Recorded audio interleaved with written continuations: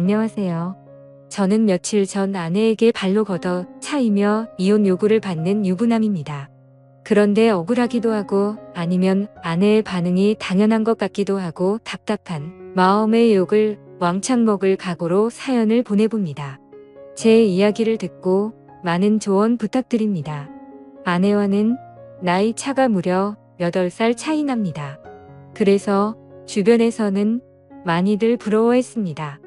물론 저 역시도 이쁘고 어린 아내이기에 너무 좋지만 때로는 무언가 공감할 수 없고 너무 어리고 해맑기만 한철 없는 여동생 같기도 하였습니다. 그런 아내를 화나게 만드는 단 한 가지가 있습니다. 그것은 장모님입니다. 장모님은 아내의 생모는 아닙니다. 장인어른께서 아내의 생모이자 첫 번째 부인과는 사별을 하셨습니다. 그 후로 아내와 처남을 홀로 키우셨습니다. 아내와 처남이 장가를 간 이후에 어느 날 만나는 여자가 있다며 재혼을 하고 싶다고 말씀을 하셨습니다. 가족들은 처음에 장인어른의 말씀에 당황을 하였지만 모두들 환영한다며 그분을 소개해달라고 하였습니다. 그분이 지금의 장모님이십니다. 처음 뵙는 날의 장모님 모습을 아직도 잊지 못합니다. 장인어른보다 무려 15살이 어린 저보다 고작 3살 많은 누나였습니다. 그리고 복장이 짧은 치마에 쫙 달라붙는 티셔츠를 입었고 짙은 화장 냄새가 진동을 하였습니다. 소개하는 자리보다는 나이트나 클럽이 더 잘 어울릴 것 같은 모습이었습니다.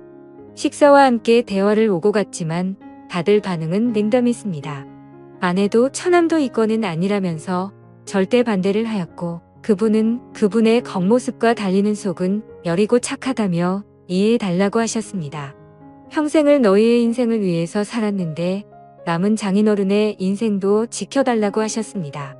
한동안 불화가 있었지만 결국 장인어른 뜻대로 재혼을 하시게 되었습니다.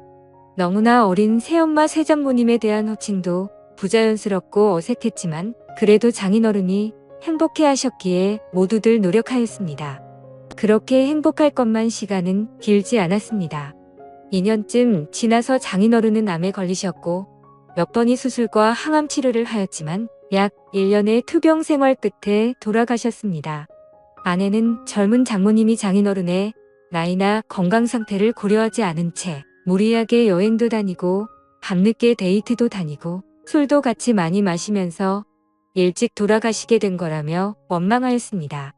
제가 봐도 장인어른께서 2년 사이에 많이 수척해지신 것 같았습니다.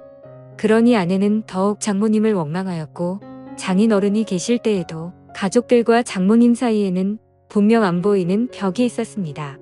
결국 모든 가족들의 원망과 화살은 장모님께 쏠렸습니다. 장인어른은 이렇게 될 것을 미리 예상하셨던 것 같습니다. 어느 날 평소와 다름없이 낮의 시간에 나서 병원에 들렸습니다. 병원비를 결제하고 병실에 올라갔습니다.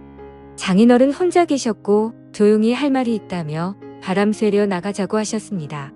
맞사위였던 저는 그전에도 장인어른과 소주 한 잔씩 하면서 말동무를 해드리곤 하였습니다. 많이 답답하고 힘드시죠? 하면서 장인어른께 말씀을 드렸습니다. 한참을 고민하시면서 혹시라도 자기가 죽게 된다면 아주 가끔이라도 장모 찾아뵙고 안부라도 물어주면 안 되냐고 하시는 것이었습니다. 그러시며 장모도 많이 외로운 사람이라며 부탁한다고 하셨습니다.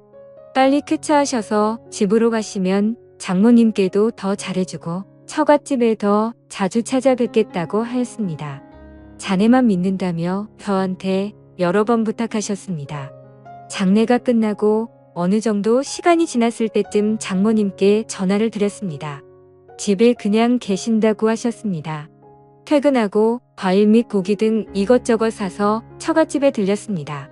아내 보고 같이 가자고 하면 불같이 화를 내며 안 갈 것이 뻔하기에 퇴근길에 혼자 갔습니다. 장모님께서 말을 안 한 지 사람을 안 만난 지 며칠이나 지났는지 모르겠다며 반갑다고 하셨습니다. 장모님도 많이 수척해지시고 예전과 달리 얼굴에 그늘이 가득했습니다.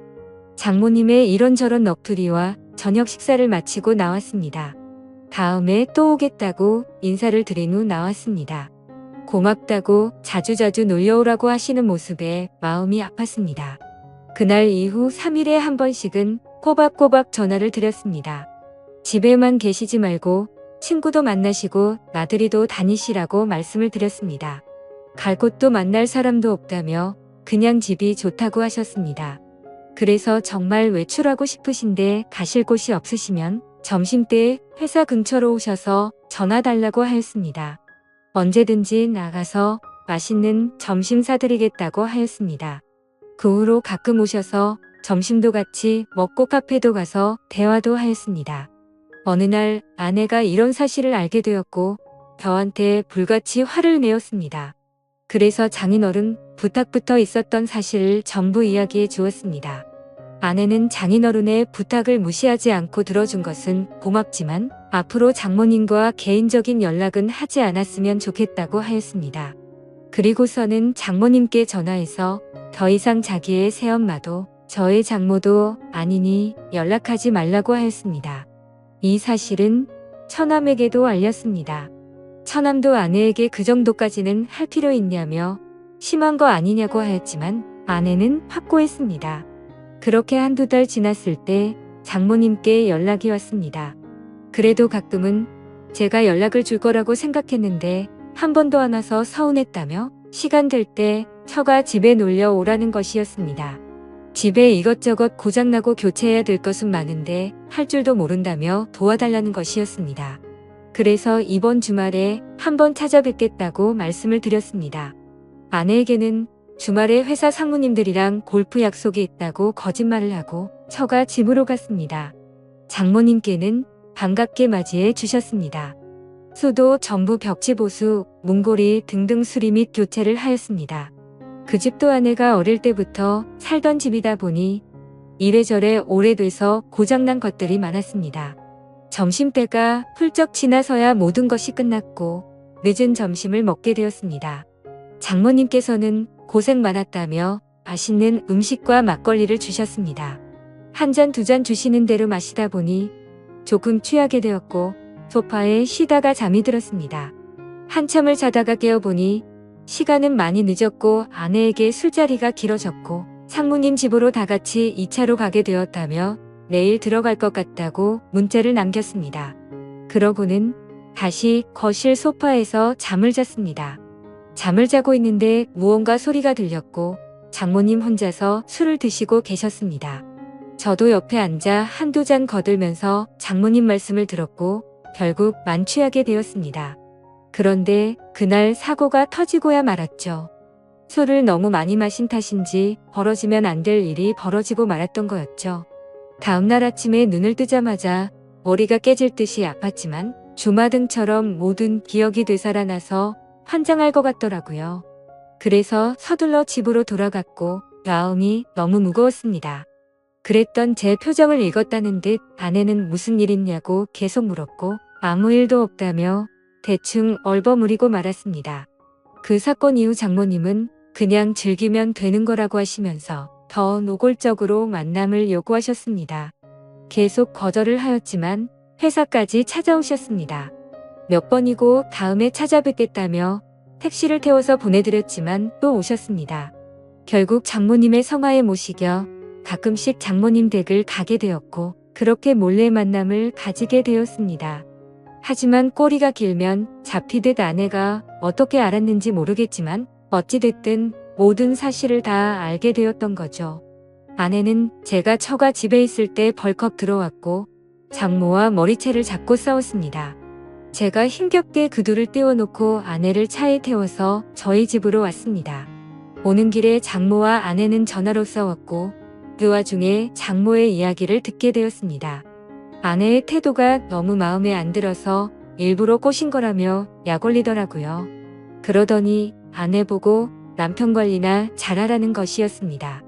그렇게 집에 오자마자 아내는 제게 온갖 욕을 하면서 이혼하자며 집에서 나가라고 하였습니다. 그렇게 집에서 쫓겨나서 회사 근처 고시원에서 생활한 지 2주 되었습니다. 한 번의 실수에서 멈추지 못한 점과 계속되는 만남의 요구를 거절하지 못한 점, 아내의 신뢰와 믿음 저버린 점 등 제 잘못이 많은 것을 잘 알고 있습니다. 하지만 장모님의 그런 악의적인 의도로 벌어진 일들이라는 것이 억울하기도 합니다. 아내는 무조건 이혼할 것 같은데 저는 어떻게 해야 할까요? 용서받을 수 있을까요? 오늘의 사연은 여기까지입니다. 구독과 좋아요, 알림 설정 부탁드립니다. 긴 글을 읽어주셔서 감사합니다.